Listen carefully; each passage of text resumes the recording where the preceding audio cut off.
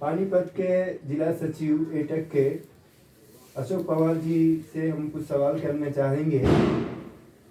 Comrade, इस समय बताएं कि जो सब तरफ आंदोलन प्रदर्शन हो रहे हैं, किसानों का आंदोलन भी हो रहा है, श्रमिकों का आंदोलन हो रहे हैं, जगह जगह पर किन किन मुद्दों को लेकर के और भी आंदोलन हो रहे हैं, पूरे देश में आंदोलन हो रहे हैं। लेकिन सरकारें जो है, चाहे वो भारतीय जनता पार्टी हो या दूसरे राज्यों में कहीं कांग्रेस या कुछ जैसे कहीं का भी हो, तो उसको कितना तक तवज्जो दे रही है आंदोलन को? भारतीय जनता पार्टी दे रही है या कांग्रेस या और पार्टियों का? जहाँ तक भारतीय जनता पार्टी का सवाल है, ये तो बिल्कुल दे रही है। ये तो पता नहीं ज़्यादा ईवीएम के भरोसे है सरकार या ये मीडिया के भरोसे। ये तो कुछ ऐसा चरित्र इनका हो गया कि इनको आगे वोट ही नहीं लोगों से, और ये कह रहे हैं कि हम 50 साल तक सत्ता में रहेंगे। तो क्या ऐसे सत्ता में रहेंगे? कुछ ना कुछ तो इनके पास है। और जहाँ तक ईवीएम का सवाल है, ईवीएम हैकिंग का जो सवाल है, जब मोबाइल हैक हो जाते हैं, जब ऊपर है सार के हैक हो जाते हैं, तो ये फिर ईवीएम हैक क्यों नहीं हो सकती? वो भी तो इलेक्ट्रॉनिक प्रोडक्ट है। जिन देशों में इसका आविष्कार हुआ था उन देशों में इसको रोक दिया गया है, लेकिन हमारे यहाँ नहीं रोकी जा रही है। और इसको सभी विपक्ष को, मैं जितनी भी भारतीय जनता पार्टी को छोड़ करके सभी पार्टियां कह रही हैं इसको हटा करके बैलेट पेपर चुनाव किया जाए, लेकिन भारतीय जनता पार्टी नहीं मान रही है। ऐसा क्यों?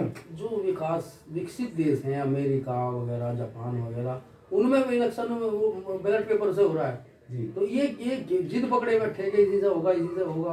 क्या पहले बैलेट पेपर से चुनाव नहीं होते थे? उसके बाद मैं एक बात कहना चाहूँगा कि पिछली बार एक जगह विधानसभा के इलेक्शन थे और वहाँ ईवीएम से इलेक्शन हुए, उसके तुरंत बाद नगर निगम के इलेक्शन थे जो बैलेट पेपर से हुए जी। और विधानसभा के इलेक्शन में बीजेपी पूर्ण बहुमत से आई और फिर कांग्रेस 500 सीटों में से जो नगर निगम के चुनाव थे उसमें 400 कुछ सीटें देगी बैलेट पेपर से। तो कहीं ना कहीं तो ईवीएम का इनको तो पूरा भरोसा है कि हम ईवीएम सेट करके जो है ना लोगों को फेंक उड़ा देंगे।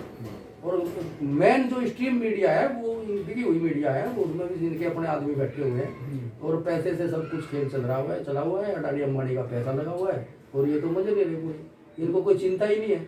अब जैसे आप ये देख लो कि 1 साल से ये किसान आंदोलन चला हुआ है और सरकार पूरी तरह से बैकफुट पे, जहाँ भी इलेक्शन होते हैं वहाँ भाजपा की हार हुई है।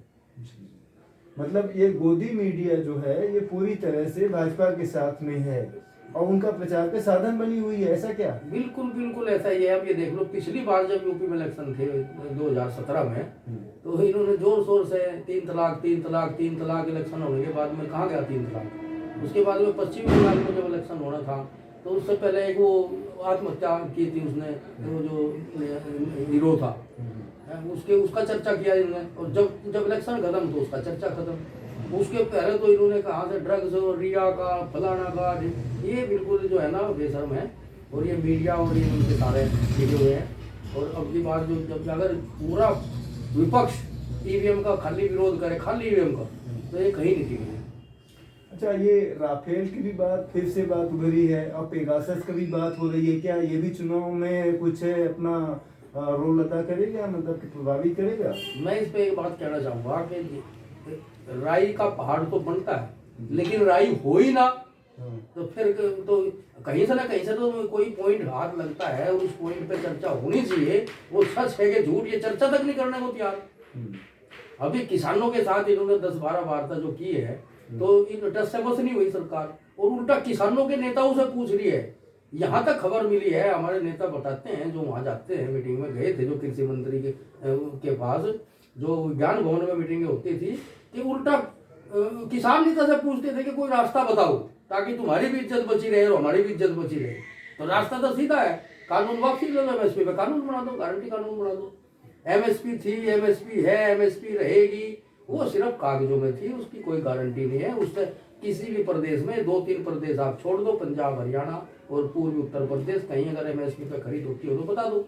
और उसमें भी 2-3 फसलों की खरीद करते हैं, 23 फसलें हैं। तो कहाँ ये जो कागजों में कुछ है, टीवी पे कुछ है, फील्ड के अंदर कुछ है, दिल में कुछ है, ऐसे ये धक्का मुक्की चल रही है। नहीं सर, विपक्ष के आरोप है कि जो मोदी सरकार है या भाजपा की सरकार है, ये पूरी तरह से केवल कुछ उद्योगपतियों को लाभ पहुंचा रही है, बाकी देश के हित में कोई काम नहीं करे। फिर भी ये वोट किससे लेंगे, वोट जिससे लेंगे उसके हित में नहीं कर रहे हैं। तो इनका इसके पीछे क्या रहस्य छिपा हुआ तो है? ये दो पूंजीपति थे, पहले अडानी अंबानी थे, अब तीसरा आ गया ये टाटा आ गया। अच्छा, तो टाटा की गिनती भी तीसरे पूंजीपति में आई है अभी फिलहाल। आज उसका चर्चा था वहाँ जहाँ कन्वेंशन चली। टाटा बिरला ये तो बहुत पुराने ये हैं, टाटा लेकिन जो इनके खेमे में, इनके पाले में जाने की बात मैं है। वही बता रहा हूँ कि पहले अडानी अंबानी थे, अब तीसरा नाम टाटा का आया। आज मैं कन्वेंशन में था, 3-4 घंटे मैंने भी वहाँ भाषण वगैरह सुने हैं। और स्टेट के अब जो है ना राष्ट्रीय लेवल के नेता वहाँ थे, हमारी तरफ से हमारी स्कोर थी।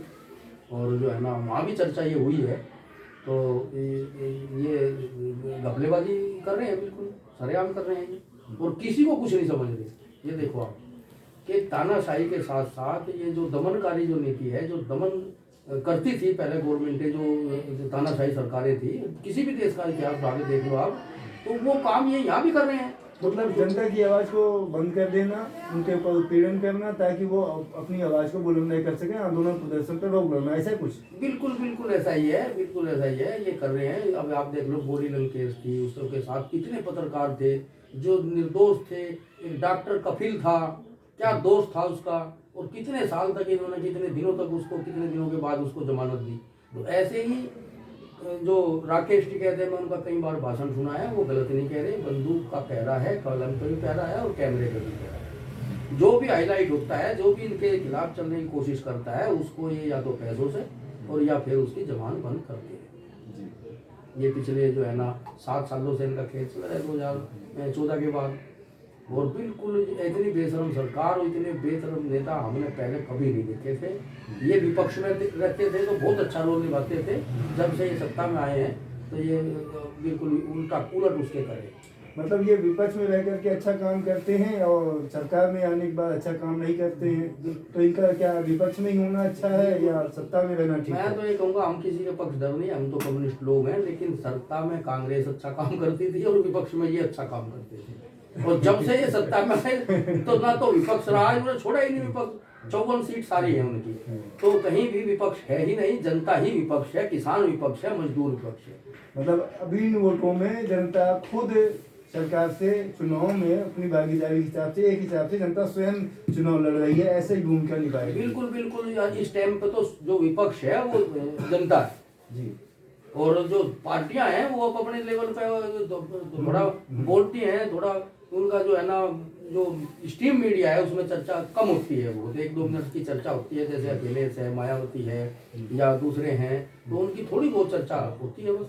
नहीं तो वे पब्लिक में, अब मुजफ्फरनगर में रैली थी अखिलेश की, तो कितना दिखाया है उसको, एक छोटी सी क्लिप दिखाते हैं। और फिर ये इनके अपने पेट प्रोग्राम है, जो जिन प्रोग्रामों का आम जनता से कोई मतलब नहीं, कोई लेना देना नहीं, उनका न्यूज देखने को दिल नहीं करता। वो जो सारे ये बैठ के ना एसी रूम में बैठ के उसको सबको प्रोग्रामिंग करते हैं और एडिटिंग करके पब्लिक को बेवकूफ बनाने का काम ही करते हैं।